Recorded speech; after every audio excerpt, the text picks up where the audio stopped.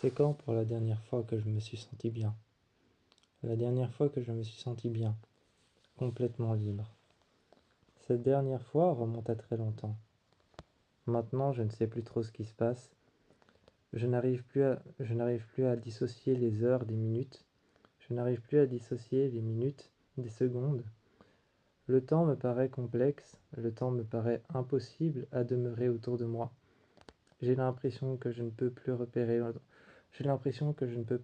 l'endroit dans lequel je me trouve. J'ai l'impression que je demeure dans un endroit vide. J'ai l'impression que je demeure dans une éternelle souffrance. J'ai l'impression que cette éternelle souffrance ne s'atténuera jamais. J'ai vraiment l'impression que cette éternelle souffrance ne s'atténuera jamais. Mais heureusement pour moi, dans cet endroit dans lequel je demeure, dans cet énorme bâtiment, je me sens toujours aussi confiant. Car près de moi, il y a cet adolescent. Près de moi, il y a cet adolescent qui me redonne confiance en moi chaque matin quand je me lève. Chaque matin quand je me lève, il y a cette odeur d'eau fraîche, cette odeur d'eau chaude, et la baignoire est remplie d'eau. Il est en train de se brosser les dents, il a les cheveux noirs. Il s'appelle Gaël, il est avec moi, on partage la même chambre. Alors que je vais au bord de l'eau et que j'essaye de me remémorer certains souvenirs, comment est-ce que j'ai atterri ici, dans cette éternelle souffrance, dans ces éternels murs de souffrance? Comment est-ce que j'ai pu en venir ici? Comment est-ce que j'ai pu en venir ici et atterrir ici? Je ne sais pas. Mais lui, il est là. Il est là près de moi. Au-dessus, il me regarde. Il me regarde au-dessus, mais il me dirige entre ces murs et ces remparts. Entre ces murs et ces remparts, il me dirige. Il m'aide à me sentir mieux. Quand je ne vais pas bien, on s'assied tous les deux sur le côté et il me parle. Rien que sa voix Rien que sa voix me sert déjà à m'apaiser. Sa voix sert déjà à m'apaiser. Sa voix est quelque part, Sa voix est quelque part ma corde dans le vide. J'ai l'impression que quand je suis ici, il n'y a ni haut ni bas. J'ai l'impression que ici, il n'y a ni haut ni bas, ni droite ni gauche, ne demeure aucun endroit, ne demeure aucun mur, ne demeure aucun repère. J'ai l'impression qu'ici les signes cardinaux ne serviraient à rien. Quand je m'assieds par terre, j'ai l'impression d'être au milieu du noir, ou alors dans un énorme blanc dans lequel je ne pourrais décrire un paysage. Je m'assieds sous un arbre et je suis dans l'ombre. Autour de moi, le soleil est en train de dévorer le paysage. Le soleil qui dévore le paysage autour de moi. Sous le soleil, le bâtiment paraît encore plus grand. Il paraît encore plus grand, encore plus imposant, encore plus beau. Peut-être que je n'utiliserai pas le mot beau, mais il paraît encore plus grand que ce qu'il ne paraît la nuit. La nuit, il paraît plus petit, il paraît plus léger, il paraît plus acceptable selon ce que je ressens, selon la manière dont je suis arrivé ici. Je cherche encore à comprendre pourquoi est-ce qu'on m'a envoyé ici. Ce n'est pas une pension, non, ce n'est pas un orphelinat, ce n'est pas non plus un internat, ce n'est rien de tout ça, simplement une maison de correction. Je me demande pourquoi est-ce que je suis arrivé ici. Mais parfois je me pose cette question. Est-ce que c'est pas plutôt qu'est-ce qui m'a fait venir ici que je devrais me poser comme question? Cela revient au même. Mais même si je me pose cette question, la question que je devrais me poser, c'est peut-être peu importe où j'arrive, peu importe où je me retrouve, ne devrais-je pas profiter entièrement de l'endroit où je me trouve, plutôt que de me poser la question de comment je suis arrivé ici? Quelqu'un qui a été envoyé dans l'espace ne se pose pas la question de comment est-ce qu'il est arrivé là-bas. Il se pose la question de je vais profiter à fond de l'endroit où je suis. Gaël, qui est arrivé à côté de moi, qui est le seul élève qui s'est rapproché de moi, afin de me donner un repère. Il a été le seul à se rapprocher de moi afin de me donner un repère.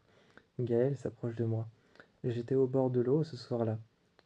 Je jetais des cailloux dans l'eau, je ne faisais pas nécessairement des ricochets. Je jetais des cailloux à côté de moi, j'avais les pieds dans l'eau, et j'étais assis par terre avec mes chaussures à côté de moi. Il s'est assis près de moi, a fait comme moi, a retiré ses chaussures, a retiré ses chaussettes, et a trempé ses pieds dans l'eau froide et dans l'eau glacée, l'eau glaciale. Il m'a demandé comment ça va. Quand je lui ai dit quand je lui ai dit que ça n'allait pas, il a posé sa main sur mon dos. J'ai senti un frisson et je me suis tourné vers lui. Je me suis tourné vers lui et j'ai senti un frisson. Je me suis tourné vers le bâtiment qui était complètement dans l'obscurité. Les fenêtres à l'intérieur étaient éclairées et je voyais certains adolescents qui étaient en train de jouer en groupe, ou certaines filles qui étaient en train de regarder par la fenêtre à leur chambre. Je me suis retourné et finalement, j'ai marché. J'ai marché dans le noir un bon moment. Lui, il me tenait la main et il était à côté de moi. Il me tenait la main, il était à côté de moi et nous marchions. Nous marchions tous les deux, on était en train de rejoindre le bâtiment. Je me retournais de temps en temps vers l'eau. Vers l'eau, je me retournais de temps en temps. Et parfois, il y avait un bateau qui passait, parfois pas. Il y avait ce vieux bateau abandonné depuis très longtemps. Pour finir, la coque s'était usée et il avait coulé. Pour finir, la coque s'était usée et il avait coulé, tout au fond de l'eau. Je me dis qu'il n'allait plus bouger, mais le lendemain, avec Gaël, on est allé le voir. On a contourné le lac jusqu'à un vieux pont qui n'était plus très solide. J'avoue que j'avais un peu une peur bleue de ce pont de le traverser. Gaël m'a pris la main, mais tout de suite j'avais l'impression que le sol s'était reconstruit sous mes pieds. On a traversé le pont, nous sommes arrivés de l'autre côté, traversant un sentier battu, battu par des racines qui ressortaient du sol, difficile à traverser. Nous sommes arrivés sur ce bateau. On a marché dessus, on est allé dessus, on a marché dessus, jusque tout en haut, jusqu'à la pointe du bateau, jusqu'au nez du bateau. On y est allé, et j'ai regardé dans l'eau. L'eau était un peu vaseuse, il n'y avait pas réellement de courant. Le cul du bateau, lui, était un peu enfoncé dans l'eau. Il y avait un rocher, il y avait un rocher sur lequel on pouvait amarrer les bateaux. Le cul du bateau s'était enfoncé sur ce rocher sur lequel on pouvait amarrer les bateaux. Il y avait 3 crochets qui étaient accrochés à ce rocher. Un crochet blanc dont la peinture s'était un peu écaillée, un crochet bleu dont la peinture s'était aussi un peu écaillée, et un crochet rouge dont la peinture s'était un peu écaillée et rouillée. L'eau remontait un petit peu plus, et très loin il y avait un barrage. On est resté là quelques instants. Ensuite nous sommes rentrés. Le soir même, j'ai pris ma douche, je suis venu me coucher, et Gaël s'est posé sur mon lit.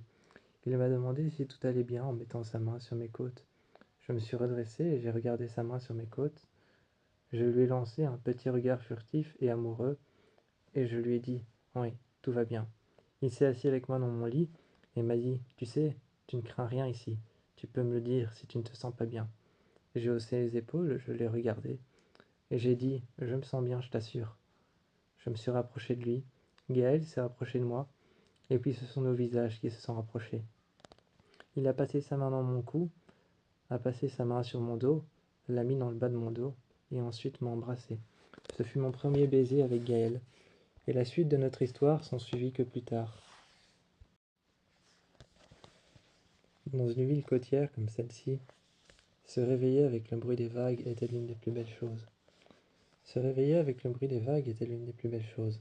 Mais la plus belle chose pour moi, c'était la deuxième chose que je faisais le matin après m'être douché et après m'être habillé. Quand je partais voir mon frère qui était dans l'autre pièce à côté, dans l'autre chambre, et que je regardais quand il était en train de dormir, je venais m'asseoir sur son lit, et sur son lit je lui disais « Réveille-toi ». Je lui secouais un peu l'épaule et il se réveillait. Enfin, je lui disais que je l'emmenais quelque part, et chaque jour on partait le long du fleuve. Chaque jour on partait le long du fleuve et on marchait jusqu'à la mer. À deux, le long du fleuve, on partait jusqu'à la mer. Et une fois qu'on arrivait jusqu'à la mer, on longeait ce petit chemin qu'il y avait le long de la mer. Les vagues s'écrasaient contre les murs. Les vagues s'écrasaient contre les murs et contre les rochers. Et on longeait ce petit chemin jusqu'au port. Quand on longeait ce petit chemin jusqu'au port, on s'y arrêtait. Ensuite, on prenait un bateau. On prenait un bateau et on allait jusqu'à une île. On allait jusqu'à une île, et sur cette île, il y avait une maison. Il y avait une maison complètement abandonnée. Mais malgré tout, cette maison complètement abandonnée, ruinée par le temps, détruite par le temps, mais marquée d'instants, marquée de moments, marquée de peur, d'incertitude, et marquée de beaucoup d'autres choses, marquée de faiblesse, marquée de faiblesse et de force. Cette maison dont les seuls fantômes et les seuls résidents pour le moment ne sont que des souvenirs, des bons souvenirs et des mauvais souvenirs. On y allait, on y passait notre temps. On faisait un sac avec des draps, avec des vêtements.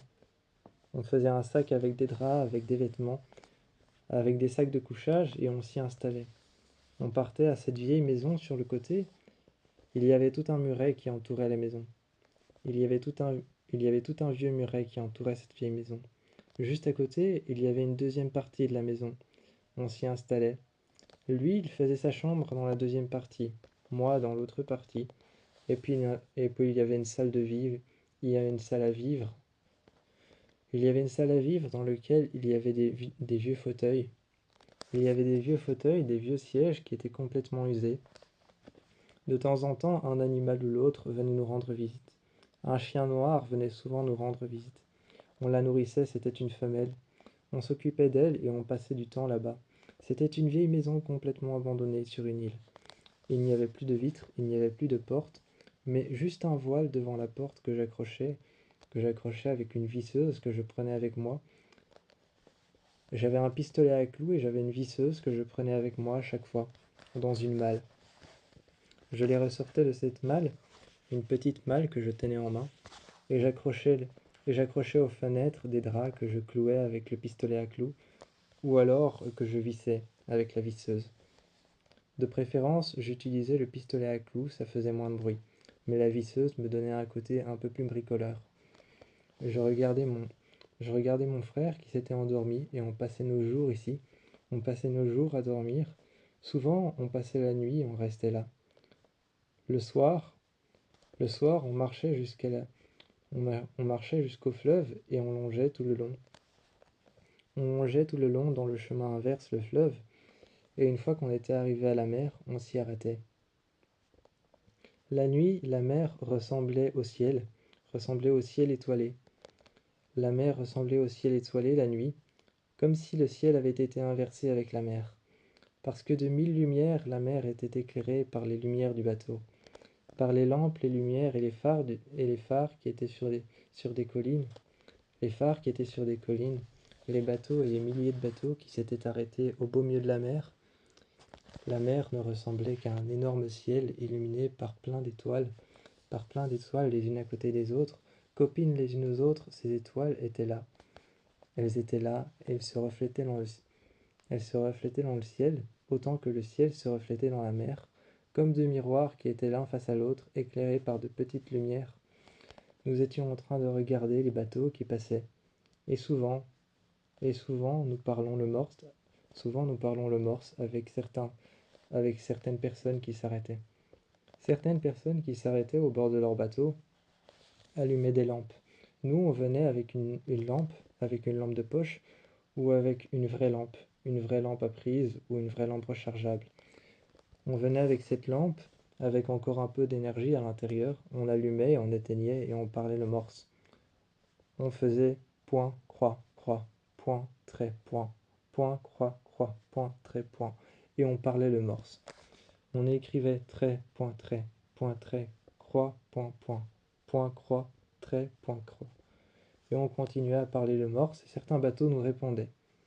Quand je voyais le sourire sur le visage de mon frère, de mon petit frère, qui était en train de parler le morse avec les bateaux qui nous répondaient, souvent des bateaux de pêche ou alors des bateaux de personnes sur lesquels certainement un groupe de jeunes est parti faire une sorte de séjour au beau milieu de la mer. Ces groupes de jeunes souvent nous répondaient avec les lumières de leur bateau. Ils nous répondaient avec les lumières de leur bateau, ou peut-être que c'était avec les lumières de leur GSM. Les lumières paraissaient si petites et on restait là. Ensuite, on rentrait après avoir parlé les morses, on rentrait. On allait dormir, on mangeait un petit quelque chose que j'avais préparé, et on se mettait dans notre chambre. Lui dans la sienne, et parfois il venait dans la mienne, et on mangeait à deux. Ensuite, il repartait dans sa chambre. Le chien souvent partait avec lui. Moi, je me retrouvais tout seul, mais peu importe, le lendemain, je savais que j'allais devoir traverser la deuxième partie de la maison pour aller le réveiller. Il y avait une petite cour au milieu que je traversais pour aller le réveiller le lendemain matin, et on refaisait la même chose. Et le matin, on faisait les calculs de tous les bateaux qui nous avaient répondu quand on parlait le morse le soir. C'était comme ça qu'on fonctionnait. Ensuite, on vivait dans cette maison toute la journée. Cette maison était au milieu d'un vieux village abandonné, mais qui avait été récupéré par certaines personnes. Il y avait un marchand, et il y avait une femme qui vendait son poisson et qui avait son propre bateau. Elle vivait là depuis longtemps, c'était une vieille dame. On s'y était installé et de temps en temps on restait à la maison.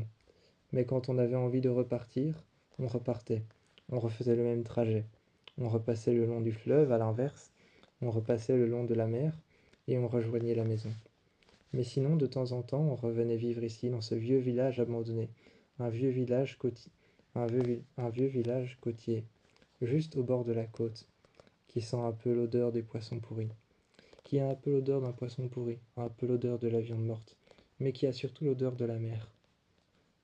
Ce genre de village que j'aime bien, même si les odeurs ne sont pas toujours agréables, ce genre de village paisible, où repose la paix et le calme, où repose le bruit des vagues et le bruit du vent, on s'y installe souvent, lui et moi. Mon frère et moi, on s'y installe souvent, simplement pour profiter, et pour le soir aller parler le morse avec certains bateaux qui nous répondront. Ensuite, le matin, en faire simplement, en faire simplement l'inventaire et voir quels bateaux nous ont répondu. Suite à ça, on rentre, et on va se reposer. Ensuite, on revient ici. Ce village est un peu comme notre deuxième maison. Les règles? Un ramassis de conneries, ouais. J'ai jamais voulu être enfermé. J'ai jamais voulu avoir de règles. J'ai toujours voulu vivre ma vie comme je le pense. J'ai toujours voulu braquer des banques, toujours voulu casser des fenêtres, toujours voulu montrer le mauvais exemple. Les règles pour moi ont toujours été un ramassis de conneries. Si je veux sauter d'une falaise, et simplement plonger dans l'eau, je le fais. Un jour, avec les filles, on s'était levés. On était tous allés au bord d'une falaise, une énorme falaise, submergeant la mer, et on s'y était mis au bord. Les pieds dans le vide, on regardait l'océan. Moi, j'avais mon fusil à barillet. J'étais couché. J'avais mon fusil à barillet, et je faisais tourner le barillet juste au-dessus de moi. Je m'étais redressé et je m'étais assise. J'ai regardé la mer, et finalement, je me suis tourné. J'ai ouvert les bras bien grands et j'ai regardé les filles, en leur disant: Les filles, cap ou pas cap de faire comme moi? Et je me suis jeté en arrière. Ça avait l'air d'être une tentative de suicide, mais bien que ça n'en était pas une, c'était simplement un jeté à plat dans le vide. C'était simplement un jeté à plat dans le vide et je savais que j'allais atterrir dans l'eau. Parce que, au bord de cette falaise, ce n'était pas un amas de rochers, c'était simplement la mer, calme. Il n'y avait pas de vagues qui auraient pu m'emporter autre part, je n'allais pas mourir ou quoi que ce soit, c'était simplement la mer, calme et profonde. Alors je me suis jeté en arrière comme un vulgaire sac. Je me suis jeté en arrière comme un vulgaire sac d'os et je suis tombé. J'ai plongé. Quand je suis arrivé, c'est en tombant que j'ai changé de position. J'ai plongé et là j'ai ouvert les yeux et sous l'eau s'est présenté à moi d'énormes corails blancs cachant des poissons de couleurs divergentes, cachant des poissons qui divergeaient de couleur, peu importe l'endroit où ils se trouvaient. Peu importe l'endroit où ils se trouvaient, à un rayon du soleil qui traversait l'eau, j'étais en train de nager. Et finalement j'ai demandé aux filles de se ramener, de ramener leur boule ici. Quand les filles ont plongé, elles aussi se sont laissées tomber en arrière comme moi. J'ai vu l'une des filles faire tourner son barillet et lâcher son fusil. L'une des filles a chargé son fusil, un semi-automatique qu'elle a laissé par terre. On était venu avec la voiture. L'une des filles a regardé si la voiture était bien fermée. Elle l'a ouverte, puis fermée, a pris son sac, a regardé à l'intérieur si elle avait tout, a fermé son sac et l'a posé sur le côté. Finalement, elle est arrivée, elle a pris une pierre et elle l'a jetée dans l'eau. Cette pierre a failli me toucher. Je l'ai regardée et j'ai dit: Ça, c'est pas sympa. Finalement, elle a plongé comme moi. En bas, j'ai commencé à jouer à la noyer. J'ai commencé à jouer à la noyer, mais elle aussi a commencé à jouer à me noyer. On était assis sur les rochers et on profitait, un petit peu comme des sirènes. Un petit peu comme des sirènes, on était assises sur les rochers et on profitait simplement du soleil. La meilleure sensation que je puisse avoir, qui était presque comme un orgasme sexuel, pour moi, la meilleure sensation que je puisse avoir, presque comme un orgasme sexuel, c'était simplement la sensation d'être toute mouillée, de sortir de l'eau, de sortir de l'eau et de venir m'installer sur un rocher. Un rocher qui était complètement mouillé, sur lequel je pouvais sentir les petites gouttelettes, mettre mes mains dessus et sentir frapper le soleil contre mes cheveux blancs.